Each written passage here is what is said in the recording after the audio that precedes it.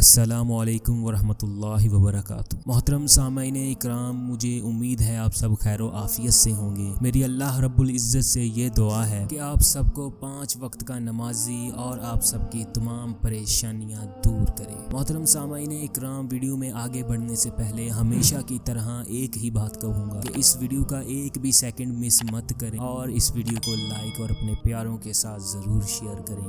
اس کے علاوہ مزید وظائف اور احادیث مبارکہ کی ویڈیوز دیکھنے کے لیے اس چینل کو سبسکرائب کر کے بیل کے نوٹیفیکیشن کو آن کریں، اس سے آپ ہمارے چینل کی سپورٹ کریں۔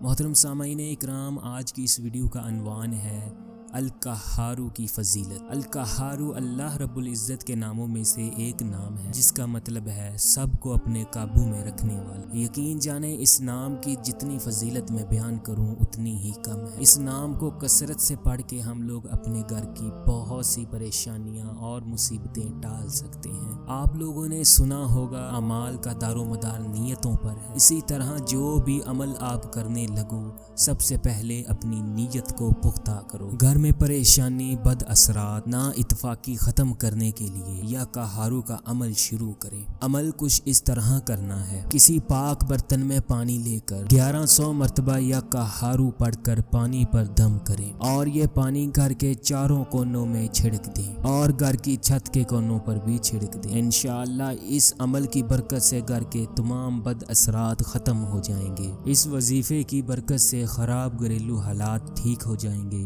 گھر میں لڑائی جھگڑا ختم ہو جائے گا۔ معدے کی پرانی سے پرانی بیماری سے نجات کے لیے صبح و شام 11 مرتبہ یا قہارو پڑھیں۔